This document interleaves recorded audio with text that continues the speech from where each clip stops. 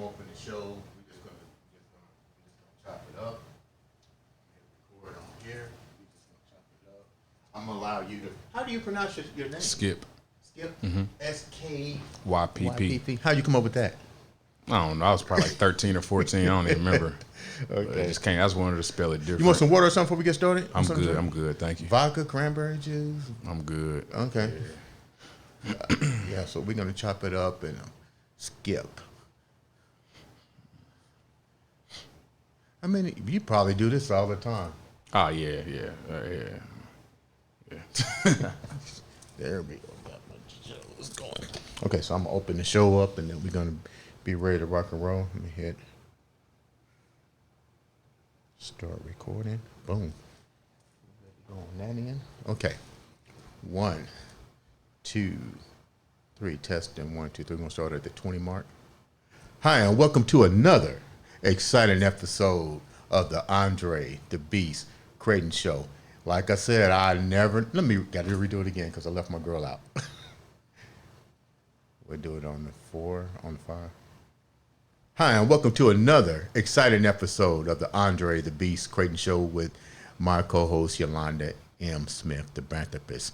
We never know who's going to walk through that door. Never know. But I'm excited today to have recording sensation. Notice how I said that. Recording sensation artist who's getting ready to perform live once again in Indianapolis, Indiana. My man, Skypp. Skypp, what's up? What's going on, Dre? Appreciate you having me on the show, man. No problem. Hey, take me down the journey of Skypp. You know, let the viewers know who you are. You know, because we was rapping before the show, and I mean, you perform with some legends. So as far as I'm concerned, you're a legend as well. I appreciate that, man. But I mean, first time I picked up a pen, man, I got cut from the basketball team in middle school. Basketball was a dream, you know, but I was just small. I had asthma. And, you know, just health concerns wouldn't allow me to be an athlete, you know. So that's when I picked up a pencil and the paper, man, and just started going. Right. You know, it didn't start off too great. You know, you can't expect it to when you're so new to something. You're not going to be good immediately.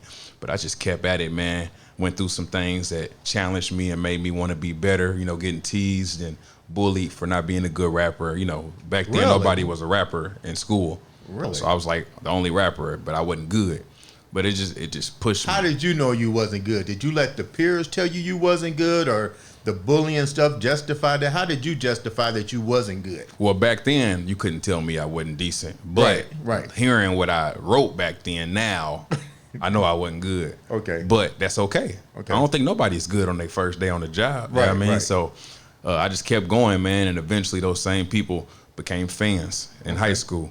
You know what I mean? And from high school, it just blew up, you know. Like, what high school did you attend here? Warren Central High School. Okay. Yeah. A lot of rappers coming out of Warren and stuff. That's crazy. Yeah, when I was at Warren, I was on like 4 of us. 4 of us? Out of 4,000 kids, it was like 4 or 5 rappers. Now, did you know the 4 or 5 rappers? Yeah. Are you guys still collaborating today? Yeah, one of them was my rap partner. We had a rap group called Wise Click. Me and my guy, Big Woog. And we were 2 of the 4. The other guy was my friend, but once we started building that momentum, he turned into an enemy. You know, he didn't want to be, he didn't like that he was getting outshined because he was known as the best rapper at first. Really? But then I got better and better, and I kind of surpassed him. Let's go back a minute. Hold that he dog. He didn't take that lightly. What do you mean enemy? Like he just turned it into beef. You know what I mean? Really? Yeah, like battle rap was a big thing back then, you know. Right. And I just was like, hey, we should do a battle rap after school one day, you know, put it on YouTube, yada yada. And he just took that extremely offensive. He didn't like that. He looked at it as like I asked for him to go to war with me. Right. But I just wanted a friendly rap battle. You know, he was the best, and I just wanted to battle the best. You know. Did he battle you? He didn't battle me. Like I said, he took it the wrong way. He got offended, and you know, we made some disses back and forth. Right. You know, which I don't get down with nowadays. But back then, you know, it was punchline rap. Rap was battle rap. So explain to the viewers, because now it's a different ball game when you had that beef with rapping. You say you mature, you don't do that crap no more. Why? Because doing it now first of all, it's not making you any money. Right. It was like a sport back then. Like battle rapping, it was like a sport. You just keep going back and forth until somebody win. But now it's like everybody's sensitive and everybody want to be the tough guy. And you diss somebody, now they want to dish your dead friends and everything, and now it's getting too deep, and now people dying. You know what I mean? Like, it just started getting more and more complex, and Yeah, it's not what it used to be. It used to be like I said, a sport, man. And it was kind of fun to just go back and forth with a person and y'all could still be friends after. So what were some of the other challenges that you faced, through your journey? Because I think we had a lot of artists. I don't even want to call you guys rappers because that was probably back in my day when they was using the word rapper. Right. Now you guys are definitely artists. You've taken a craft and you mastered it. But take me a little bit deeper down the journey of what it's like to go from, because we're going to talk about in a minute the artists that you perform with, but people need to understand this is a struggle journey. Yeah, for sure. I mean, I think what people don't realize is how much it costs to be a rapper. Say that again, because they need to hear that again. It costs a lot of money to be a rapper. Of course, you see the biggest rappers getting paid, but that's not how it starts. That's not how it is for the first 5 to 10 years. You got to invest. Like, what do you mean, like invest? What have you invested? Because people everything don't know. Yeah, you can't rap for free. If you want to make a song, you got to pay. If you want to put it out professionally, published and copywritten, you got to pay. If you want a CD cover done, you got to pay. If you want to upload it to distribution, you got to pay. Everything costs. How much do you think from the time that you got educated? So let's not start with when you first started doing the sport, but when you got educated in the craft, how much money you think you've actually spent so far in your career? Because people don't understand. They say, "Oh, a couple of, $100." It wasn't a couple $100. Man, I wouldn't even dare keep count. It'd probably stress me out, man. For real, man. Definitely somewhere over 50,000. Really? Over, that's per year or throughout period. Your career? Like from 2010 to 2023, I've spent at least $50,000, which comes to like maybe what, 5,000 or something a year. Yeah, but you got it. You invested in yourself. It's a lot. Now I've made back maybe about 30 something thousand. So I haven't recouped my investment. Right. But that's the risk you take. Right. You know what I mean? And it's still good to get some money back. You know what I mean? I'm not stressing about it. So what are some of the other things that you had to go through to go down this path of a great artist? I think the worst, I ain't gonna say the worst, but the most difficult thing I went through was before I got with my old management company, I was like on top of the city, like on top. I was on top. Yeah. Tell me what it's like on top. Tell the viewers what that means on top. I mean, for a person like me, it's not that, it don't really mean that much because like that wasn't my goal to be on top of Indianapolis. But you just know you're on top when you're in demand. Everybody wants you to get on the song. Everybody wants you to do a feature. You know what I mean? Right. Everybody want to do a show with you. So, I mean, I just knew I was on top, which drew the attention of Uncle Jams. Okay. So then I got with Cat, but then that's when I totally changed my brand of music. Why is that? Because that's what he required to be a part of his company. How did you feel about that? At first, I was really open to it because I knew I could do it. Right. Like making music is never a challenge. Was never a challenge. So I didn't have a problem not cussing in my music and cleaning it up and making more commercial friendly music. Like I didn't have a problem with that. But the fan base I had built wasn't built on that. Right. And they didn't receive it well. Right. Now I had my diehard fans who was just like, okay, it ain't like the last music, but I'm gonna still support you. But I had like thousands of people who was just like, nah, can't get with that. And I lost them.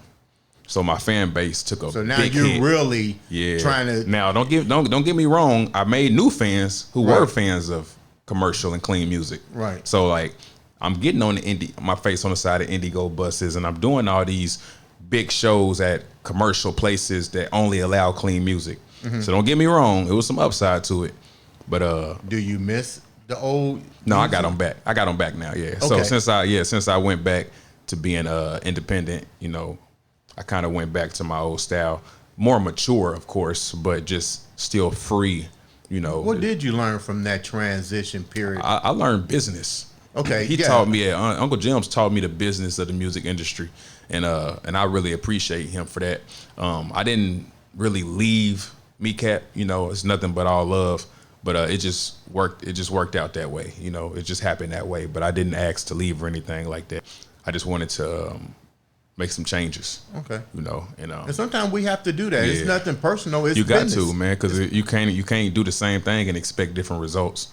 And that's what I kept telling myself. Like, I feel like I kept repeating the cycle, and I was getting the same result. And I knew to get a different result, I had to change, and I just wanted to go back to what worked for me. Now we see a lot of the new artists like 50 Cent. He's all over the place. I mean, I like that guy. I like the way he's taking, his artist craft and doing music and Movies, making companies, TV shows, TV shows. Now you mentioned something that was when we first started. You talked about your boys. Do you bring your boys on with you, or have you reached out to them? Or are they still following the same success that you are enjoying? I mean, I ain't have many boys. My guy Big Woog is one of the top artists in the city. That's who I started with. He kept his journey going, but I don't really got many rap friends from my childhood. Majority of my childhood friends was like athletes. You know what I mean? And I got a couple buddies who like. One of them turned into a DJ, based off of the fact that we needed a DJ in our record label. And now he's one of the top DJs. My other buddy, I got a lot of friends, but they're not really in the music industry. You know what I mean? Really? So I'm really just out here trying to. It's probably kind of good because sometimes you want to get away from that. Yeah, facts. So, I really handle a lot of stuff myself. Uncle James was a really big help throughout my career, though, and I appreciate him for that. But what was one of the good things you learned from Uncle James? Oh, it's hundreds of things I learned from Uncle James. You know what I mean? Like, many, many, many things. What's the one thing that you use every day? Not to be so emotional and not to take everything so personal. There's so many artists in the world, man, and you can't ever feel like you're just the one person that deserves everything and things are owed to you.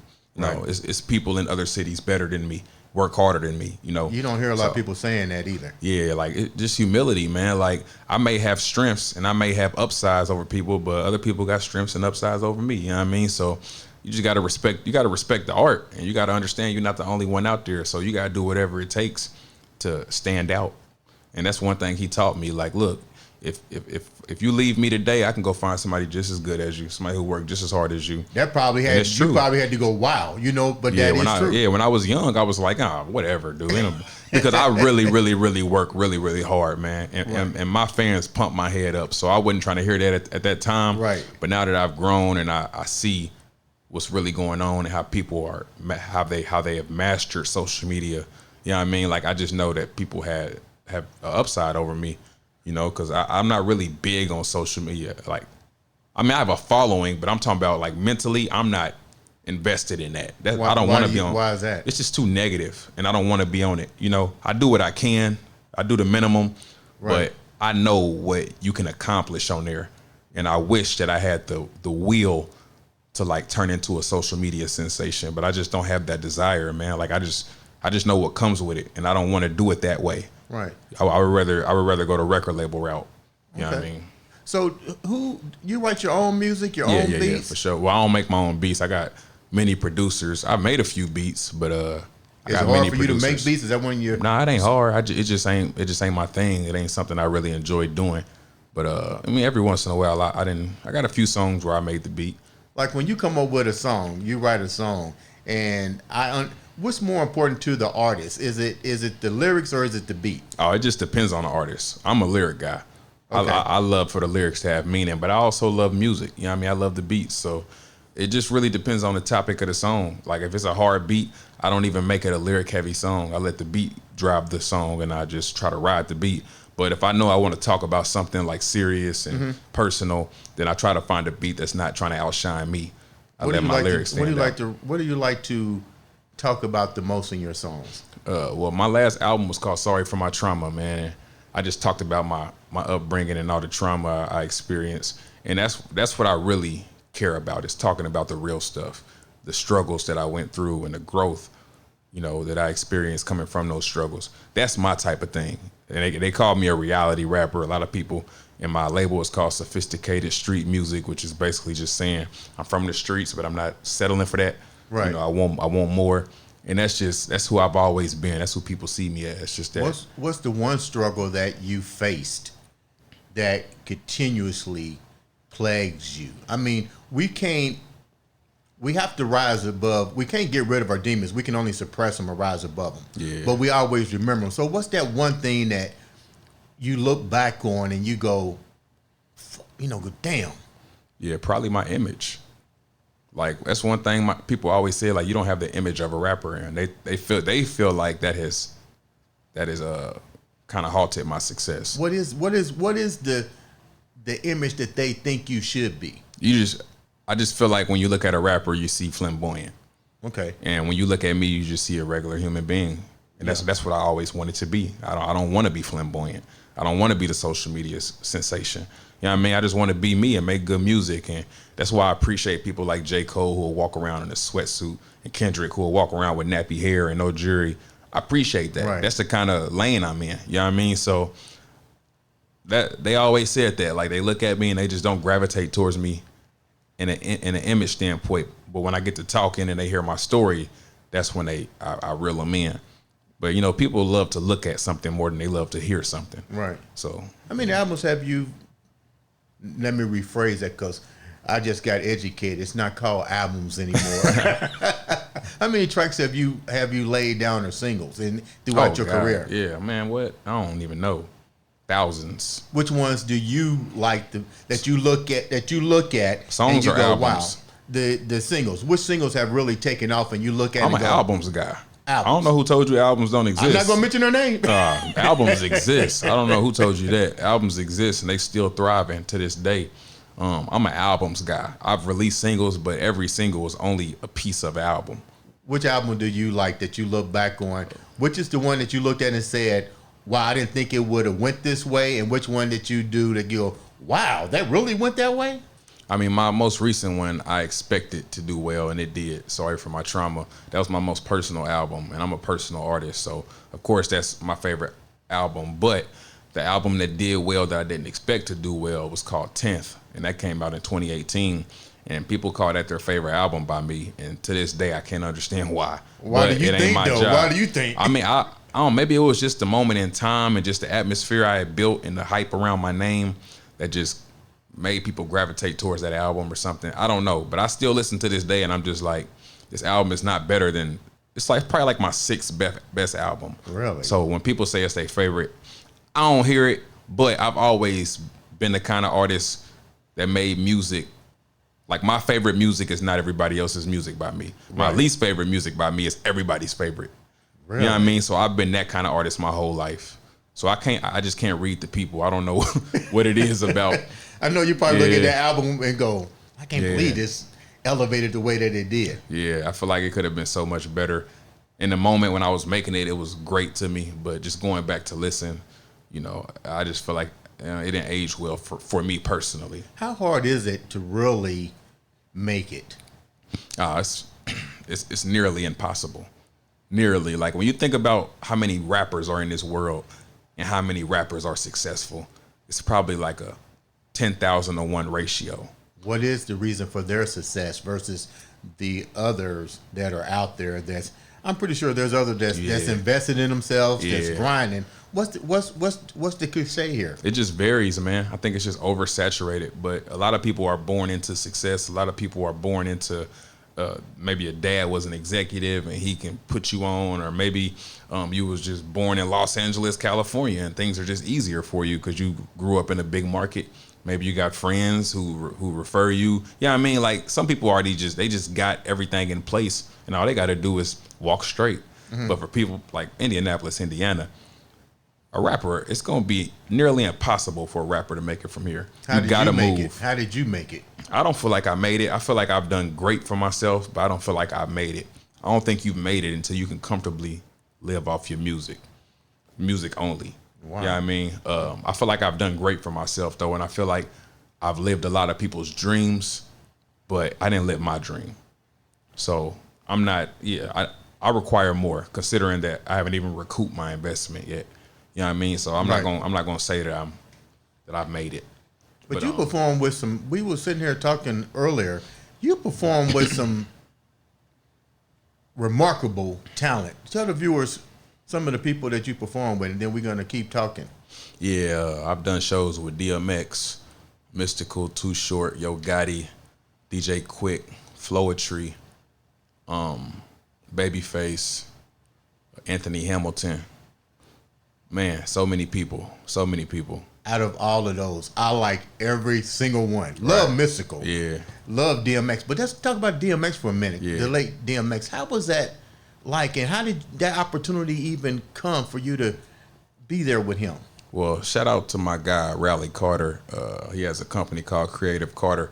And what he does is he just throws concerts. That's what he does. And we built such a rapport, and he was such a fan of my music that it would just be certain concerts he wanted me to open for the artists. Like, that's just what he did. And he probably called me about 10 times, and each time was a super success, and it was super fun. I did Jada Kiss too. That was my most recent one I did for him, was Jada Kiss.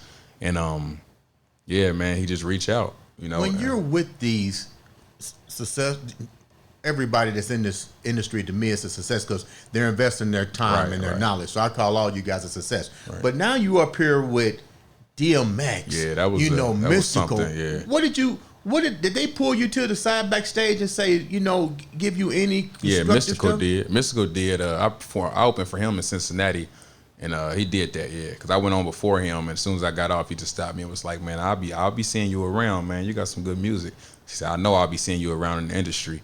And then DMX, man, like, he was kind of scatterbrained. Like, what do you mean scatterbrained? Like, he had a lot going on. Like, he was just walking up to random people and just praying for them and stuff like that. Like, he was like really active. He just wouldn't sit still. So I didn't really have much of a chance to connect with him like I wanted to, because he was a busybody, man. Really? And I mean, some of the artists I didn't get to speak to at all. Some people were just not open to that. You know what I mean? How did that make you feel? Like, it don't make me feel no kind of way. I came Really? to get a check and perform and get some new fans. I ain't really thinking about what another artist, got going on, and if he want to talk to me or not. I'm not thinking about that. I came here to do a job, and I just come to do my job and go home, man. But I appreciate the artists who have actually gone out their way. Like DJ Quick let my mom come backstage, and my mama loves DJ Quick. Who doesn't? Yeah, he let her come backstage, and they had a conversation, gave us a drink, stuff like that is really appreciated. Anthony Hamilton was really cool. Too Short was cool, so I'm just appreciative for the opportunities, and I just try to do my best to capitalize. You're getting ready to perform here in Marion County Fair, yeah. How can the people come out and support you? Yeah, you just get a fair ticket, man. I perform June 30th at 7 p.m. The Marion County Fair. It's kind of like on the southeast side. All you got to do is get a fair ticket and find the stage. And then how can the viewers contact you or listen to your music? What platforms are you on? Yeah, I'm available everywhere. You just search for SKYPP, Skypp, SKYPP. If you Google that, Instagram it, YouTube it, whatever, I'm the only one that's in the music industry called SKYPP, so you'll find me. Tell me, who were your influencers? Yeah, Tupac was number one, always. Why is that? I just love the passion and the passion that he rap with, just soul, so much soul and rap. I didn't really hear soulful rap before him, for me, as far as when my mom played around me. She, my stepdad played a lot of Mystical. My mom played a lot of Dr. Dre, a lot of West Coast. But those were like energy-driven songs. And then when I finally heard, when she played some Tupac, I'm just like, oh man, this is much different than what was the one Tupac song that you remember that you still go, wow? Probably Brenda's Got a Baby. You know what? We thinking the same thing. Yeah. That's the first time I heard it. I was like, man, that's deep. How you put that together? That's hard. Brenda's Got a Baby, Dear Mama, Me Against the World. Just those type of songs. Man, that's what drove me to want to be a rapper. Like, I want to make this kind of music. You know what I mean? And Tupac, and as the years went on, I started listening to like J. Cole and Pimp C. Just people who had that soul, man, just that uniqueness about them that they didn't sound like nobody else. What's the difference in the industry? I talked to a couple of other artists. Is there really a difference with the Miami area with the Rick Ross blowing up, the Atlanta area? Why can't the Midwest shine? Well, the Midwest is shining. Indianapolis just ain't. Detroit is doing their thing. Memphis is doing their thing.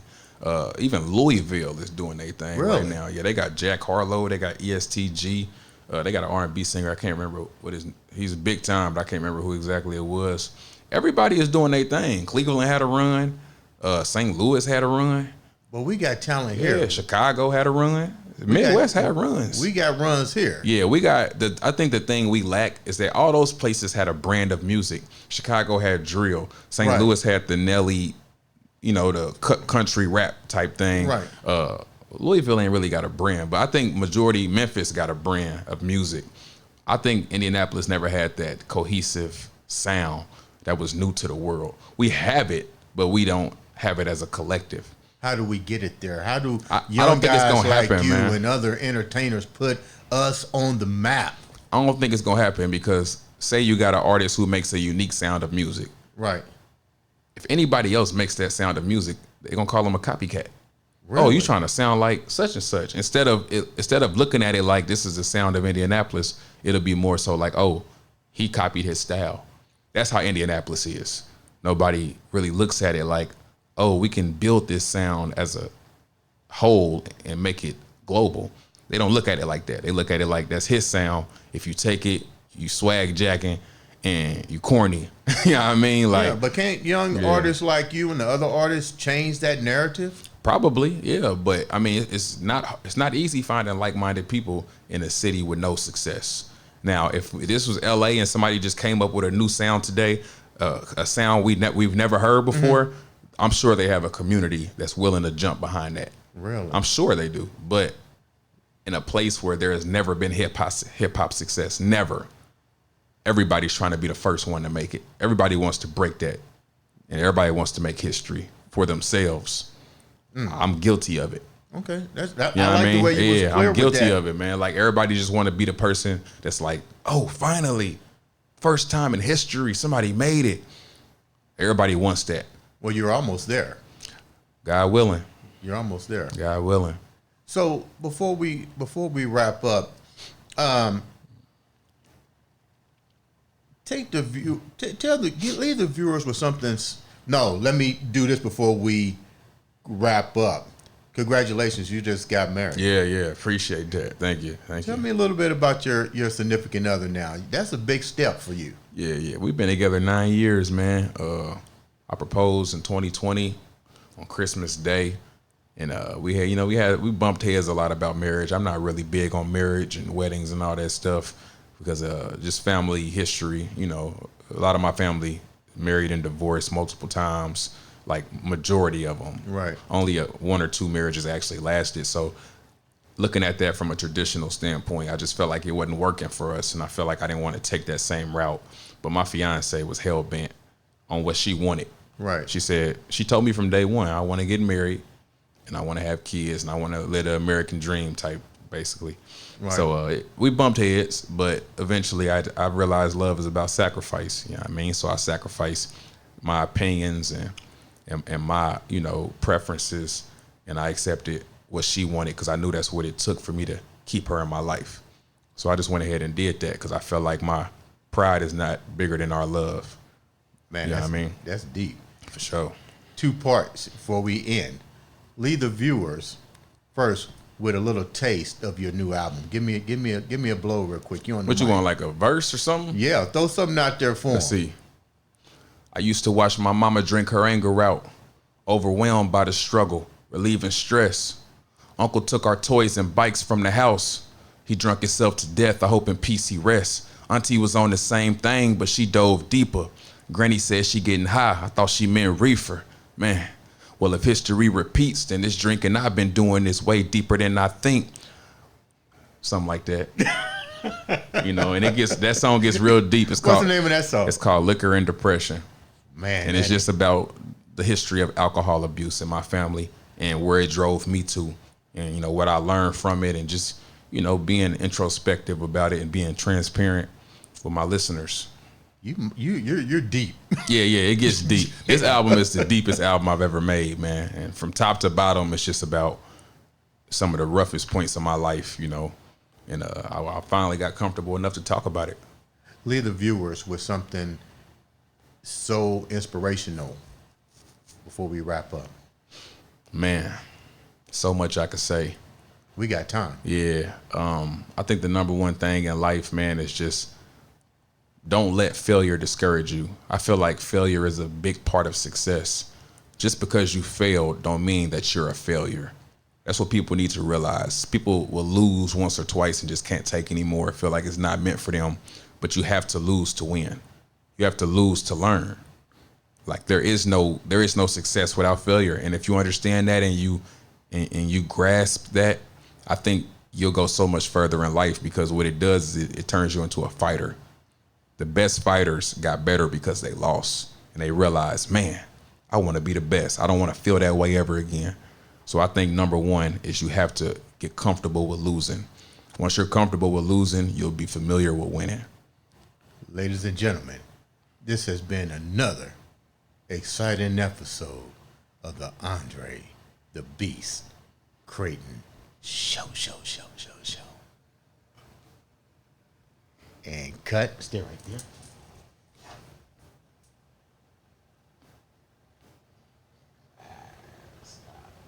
That was deep. Dude, we're going to have you come back. Oh, yeah, I'm more than willing. My gym is like 10 minutes down the street, so that's where I just came from. Okay, we're going to do an intro now. Okay. Let me make sure we're still recording. We're going to do an intro. An intro is pretty simple.